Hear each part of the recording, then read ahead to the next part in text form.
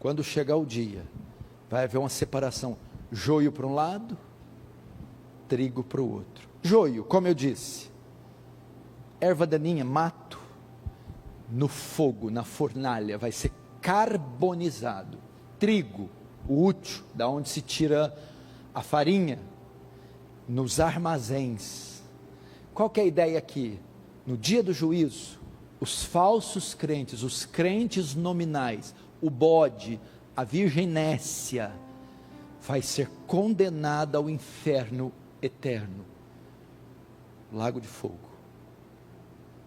E o trigo, o crente verdadeiro, o que foi regenerado, a lagarta horrorosa, gosmenta, que virou uma borboleta pelo poder sobrenatural transcendente, maior do que a criação do mundo, vai ser redimido, salvo para sempre. Outra parábola lhe propôs, dizendo: o reino do céu é semelhante a um homem que semeou boa semente no seu campo. Mas enquanto os homens dormiam, veio o inimigo dele, semeou joio no meio do trigo, e retirou-se. E quando a erva cresceu e produziu fruto, apareceu também o joio. Então, vindo os servos do dono da casa, lhe disseram: Senhor, não semeaste boa semente no teu campo? De onde vem, pois, o joio? Ele, porém, lhes respondeu: o inimigo fez isso. Mas os servos lhe perguntaram: queres que vamos e arranquemos o joio? Não, replicou ele, para que ao separar o joio, não arranqueis também com ele o trigo. Deixai-os crescer juntos até a colheita, e no tempo da colheita, direi aos ceifeiros: juntai primeiro o joio, atai os feixes para ser queimado, mas o trigo recolhei em meu celeiro. Verso 36. Então, despedindo as multidões, Jesus foi para casa, chegando-se a ele, os seus discípulos, disseram: explica-nos a parábola do joio do campo. Ele respondeu: o que semeia boa semente é o filho do homem, o campo é o mundo, e a boa semente são os filhos do reino. Os joios são os filhos do maligno, e o inimigo que semeou é o diabo. A ceifa é a consumação desse século, os ceifeiros são os anjos. Pois assim como o joio é colhido e lançado no fogo, assim será na consumação do século. Mandará o Filho do Homem seus anjos, que juntarão do seu reino todos os escândalos e os que praticam iniquidade, e lançarão na fornalha acesa, ali haverá choro e ranger de dentes. Então os justos resplandecerão como o sol no reino de seu Pai. Quem tem ouvidos para ouvir, ouça. Deixa aberto aí, fecha apenas os olhos, vamos orar mais uma vez. Pai Santo, que alegria está na sua casa, nessa manhã, Senhor, logo pela manhã ouvir tua palavra, congregar, estar com os irmãos. Fala-nos, Senhor. A única coisa que nos manterá de pé nesses dias é a tua palavra, o poder da tua palavra, o alimento trazido pela tua palavra, repreensão, correção, auxílio, consolo, conforto, fortalecimento.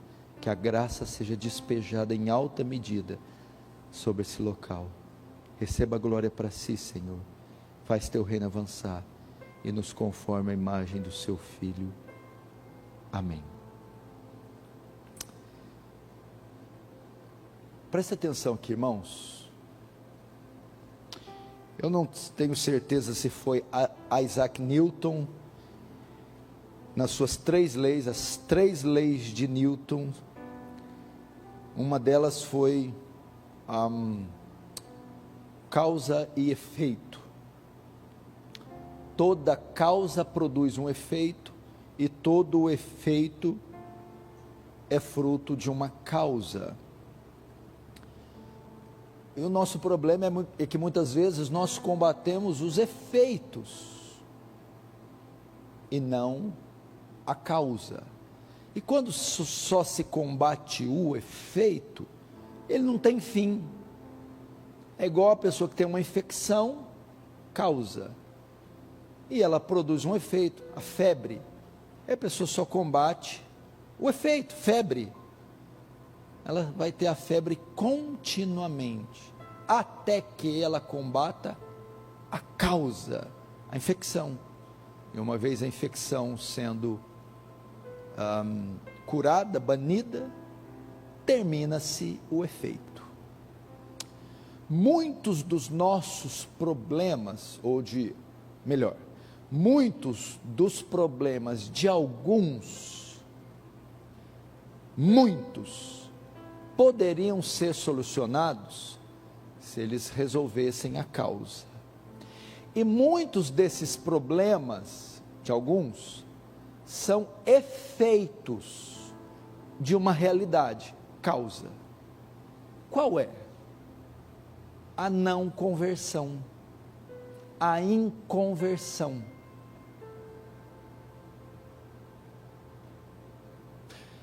Muitos desses efeitos que ocorrem, casamento destruído, depressão, vazio existencial, ira, conflito, problemas com na perversão sexual, essas coisas todas que enfrentam, que molestam qualquer um, opressões malignas, série de coisas, que as pessoas vêm para a igreja, com a intenção de serem sanadas, os efeitos, e muitas vezes elas até encontram um paliativo, algo que ameniza, mas invariavelmente um tempo depois retorna tudo de novo, e as pessoas querem, como eu disse aqui, só o alívio da dor, não quer necessariamente tratar a causa da dor, e às vezes a dor só vai sair se nós tratarmos a causa, e a causa é que muitos não são convertidos, não nasceram de novo ainda, e talvez não saibam disso, talvez tenham uma falsa segurança de salvação, e não conseguem solucionar seus problemas, uma vez que eles poderiam ser mais facilmente lidados, ou até eliminados, se houver conversão verdadeira, genuína. E o texto vai tratar disso aqui, uma das parábolas mais conhecidas de Jesus, parábola do joio e do trigo, que vai retratar duas categorias presentes dentro da igreja, os salvos e os não salvos no mesmo lugar. Ele vai usar essa figura da agricultura do Oriente Antigo, joio e trigo, que eram plantas semelhantes, similares, que às vezes ocorria de serem plantadas juntas, bem semelhantes, e algumas seriam distinguidas uma da outra apenas na ceifa, na colheita. Do outro modo, eles iriam ser plantados juntos, cresceriam juntos, e até em harmonia, mas chegaria no dia da colheita,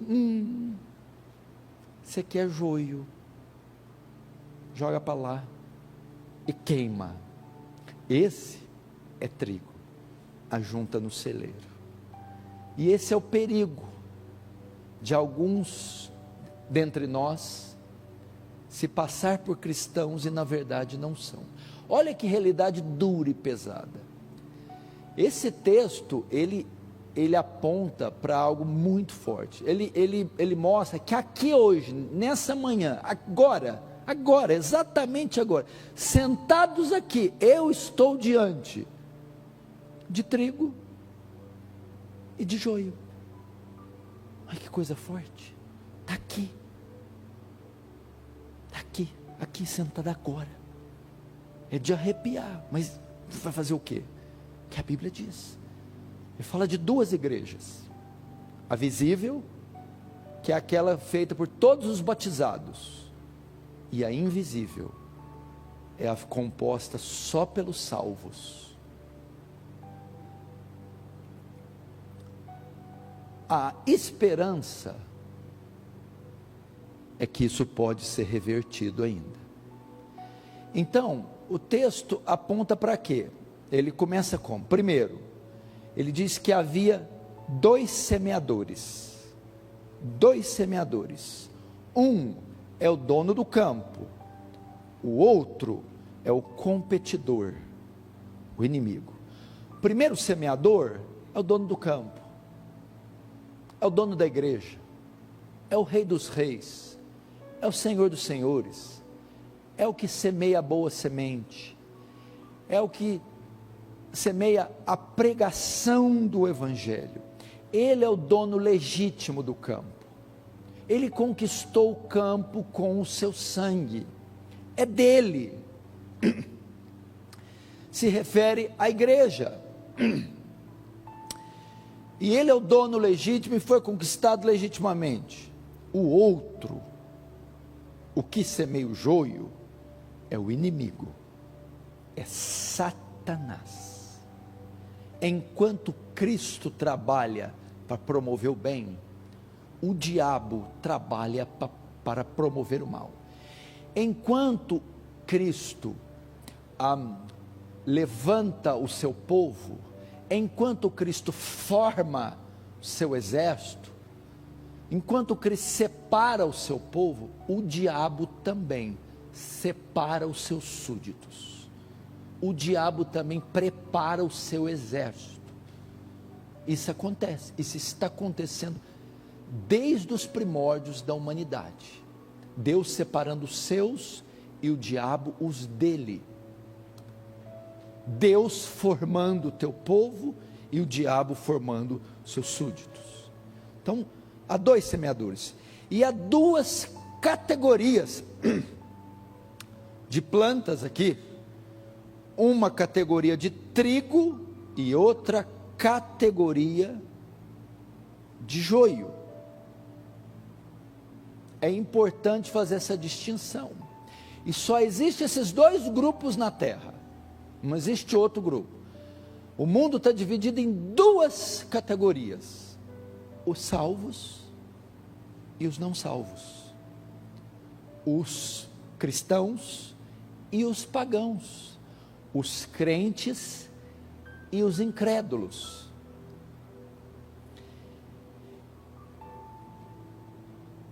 Os convertidos e os não convertidos. Terceiro, então havia dois semeadores, duas categorias de planta, e haveria duas ceifas. Duas ceifas.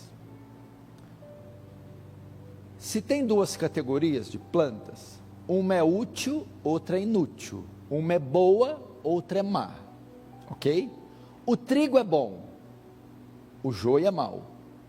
O trigo é útil, o joio é inútil. E haverá ceifa para ambos.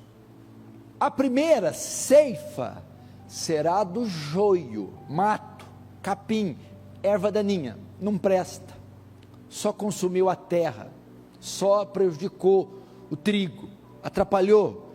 Chegou enfim a hora de ser colhido, só que este vai ser queimado, não presta, tem que tocar fogo. E o outro vai ser armazenado em celeiro. Essa é a proposta da parábola. Essa parábola, agora ela ensina três lições para a gente aprender. Primeiro, a igreja é uma comunidade mista. Nós temos que aprender isso. A igreja é uma comunidade mista. Assim como o campo continha trigo e joio, pastor, mas o campo não é a igreja?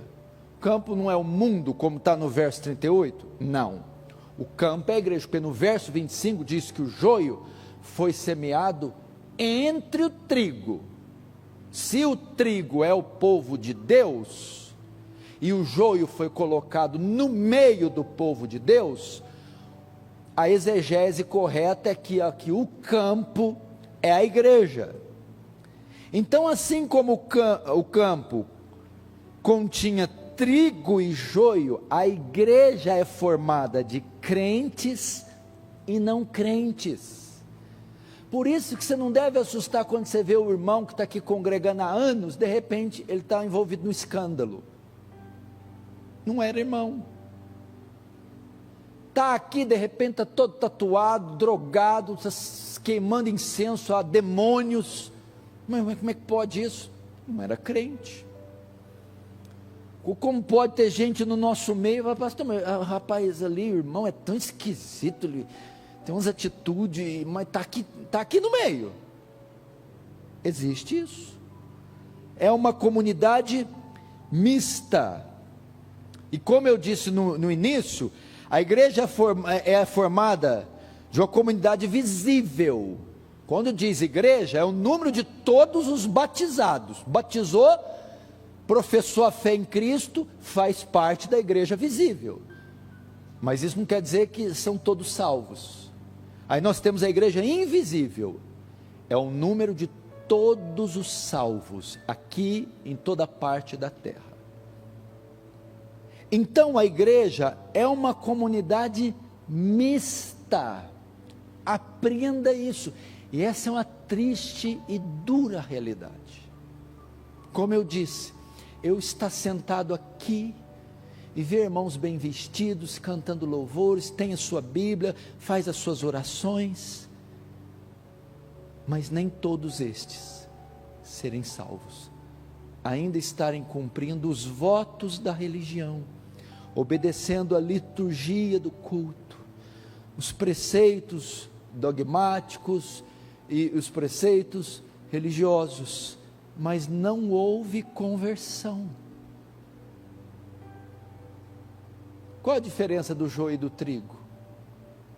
Regeneração. Muita gente não entende o caráter da salvação, mais que a gente estribucha que pregue, a salvação é uma obra sobrenatural. Vou dar um exemplo para você, é assim a salvação. Você já viu uma borboleta? Antes de ser borboleta, ela é uma lagarta, não é isso? Ele é um animal cilíndrico, rastejante, mucoso, horroroso. Quando ele entra no casulo, acontece uma metamorfose, e sai de dentro um animal completamente diferente, não sai de lá, era uma lagarta, entra, agora sai uma lagarta com anteninha, não, sai uma lagarta com listrinha, não, sai um inseto colorido com asa, voador, completamente diferente. Salvação não era você vir e deu uma melhorada, deu uma melhorada, não deu uma melhorada, você foi completamente transformado. Quem está em Cristo, nova criatura é. As coisas velhas passaram e tudo se fez novo.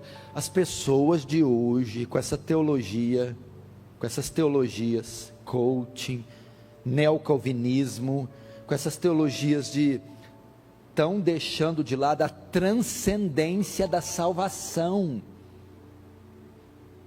O que é a transcendência da salvação? É uma obra sobrenatural. Não adianta só entrar e batizar e só seguir os preceitinhos da religião, um conjunto de regras, normas e valores.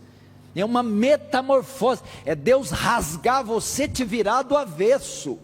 É uma obra, quer ver? Eu vou dar um exemplo tremendo para você, quer ver? Vamos lá, gosto de fazer isso com a toalha. A Bíblia, os estudiosos dizem que o universo, o cosmos, foi criado a partir do nada, uma palavra latina, ex nihilo. Deus do ex nihilo cria tudo com a sua palavra. Então diz, haja luz, luminares, oceanos, mares, peixes, do nada. Imagina, pense, quanto poder Deus não usou para do nada criar o sol, do nada criar a galáxia, do nada criar o Oceano Atlântico, Índico, Pacífico, do nada criar eu. Só eu tenho 60 trilhões de células, com uma fita DNA dentro de cada célula, medindo 1,70 m, que juntas formam 102 bilhões de metros de fita DNA, do nada. Agora você, tenta do nada criar essa toalha, a mão vazia, faz aparecer essa toalha. Imagina quanto poder.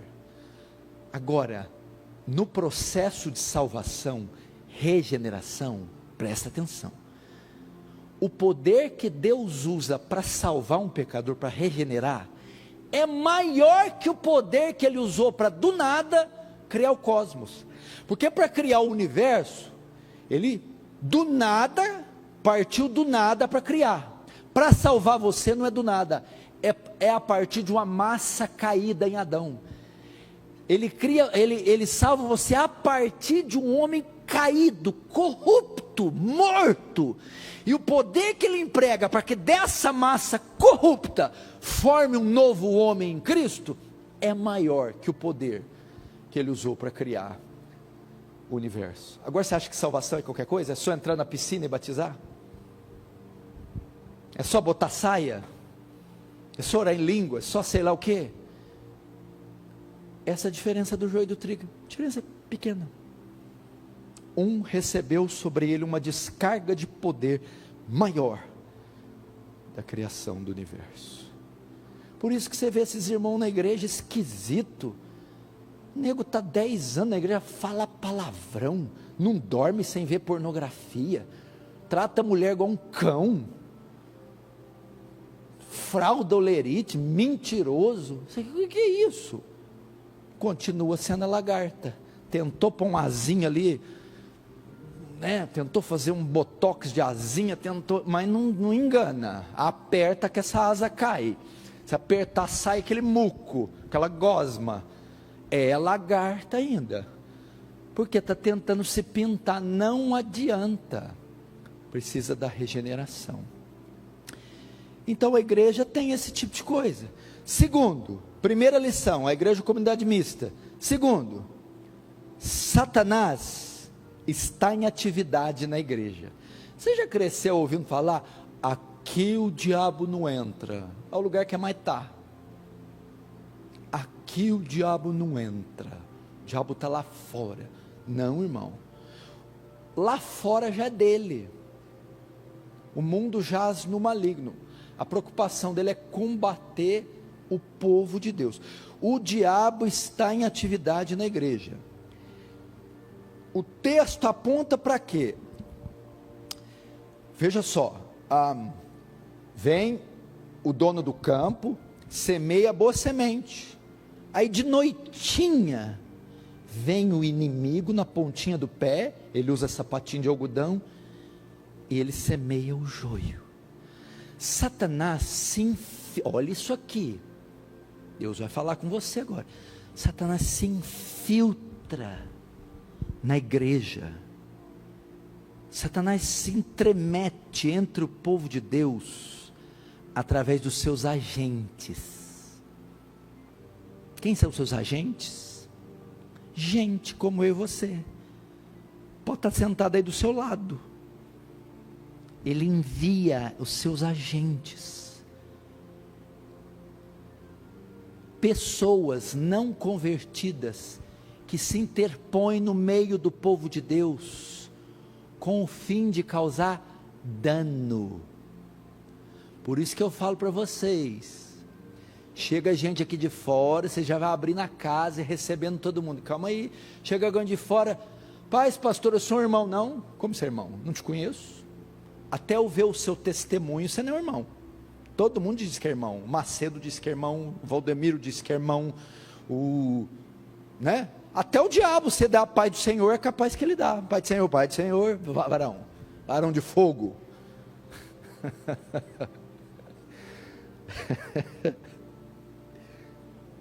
E o pentecostal, que não é, desculpa, não sei se tem alguém entre nós, mas ele gosta mais de sentir do que pensar, né? Nossa, irmão, que unhas grandes, na verdade não são unhas, são garras. Nossa, sua gravata não é minha cauda. Você não está percebendo que eu sou o demônio? Então, ele se infiltra na igreja através dos seus agentes. Veja só, assim como o joio e o trigo, é uma diferencinha tênue de um do outro. Às vezes não dá para perceber. O irmão tem uma elegância, um vocabulário, uma piedade. Uai, deve ser crente, né?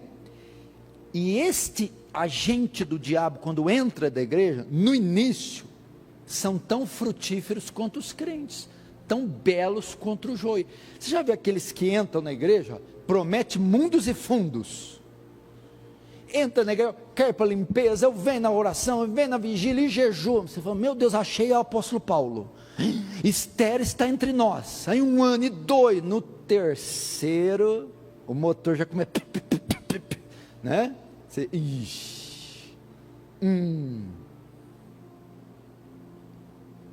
tem isso, é muito triste. A comunidade está tão gostosa, está tão ordeira, está tão feliz. Aí vem o filho do cão e começa, e fofoca, e contenda, e motim, e escândalo, e coisinha, e começa a prejudicar a igreja. Então Satanás está em atividade na igreja, através dos seus agentes. Terceira lição que aprendemos aqui: a separação do joio e do trigo, na maioria das vezes, só ocorrerá no fim. Só no fim.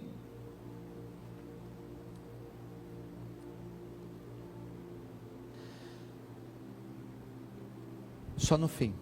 Veja só. Aí o servo diz assim: nossa, deixa eu colher o joio, tira esse joio daí. Não, deixa o joio crescer junto do trigo, para que não aconteça que arrancando o joio, fira, arranque, destrua também o trigo. Deixa crescer junto. No dia da ceifa, a gente tira o joio. O que é isso? A separação dos dois. Eles vão continuar convivendo, o crente com o não crente, na igreja, vão ser plantados juntos, vão crescer juntos, e vão conviver. Por quê? Porque há alguns, que dentre nós são joio, nós só saberemos no dia da ceifa. Por isso que eles vão chegar lá: Senhor, eu profetizei em teu nome até no último dia. Ele acha que é crente, a comunidade também às vezes que acha: Senhor, eu profetizei em teu nome expulsei demônios, em teu nome eu fiz muito milagre. Milagre não é cura. Cura é alguém está doente, você ora, cura. Milagre é está cego, volta a ver. Milagre é inexplicável. Eu fiz muito milagre. Jesus, really? É? Isso é joio. Apartai de mim, vós que praticais a iniquidade. Esse texto se dá no julgamento, na ceifa. O joio, irmãos, ele pode passar por todos os testes, enganar até a mim e você, mas no dia do juízo, ele será revelado.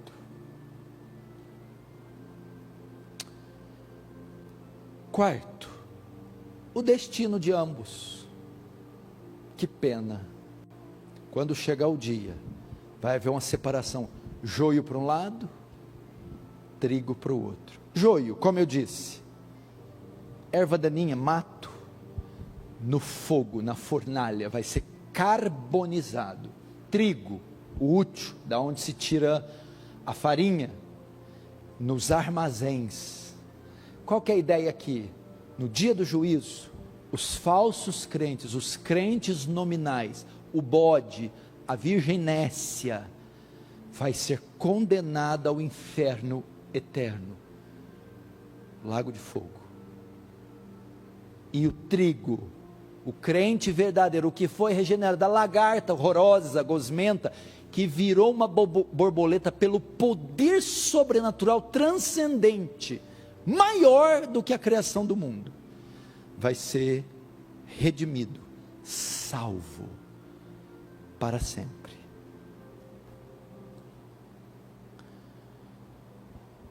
Fim.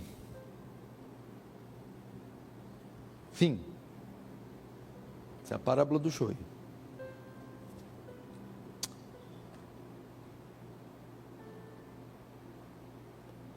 Há alguma chance dessa sentença ser mudada? Há alguma chance? Há alguma esperança para aquele que ainda é joio? Sim, veja só. Até a ceifa, até a colheita, que pode se dar quando? Com a volta de Jesus, ou com sua morte. Até que esse dia chegue,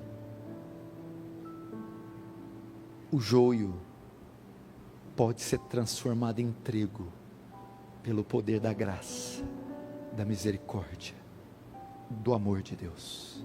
Para que essa mensagem foi pregada?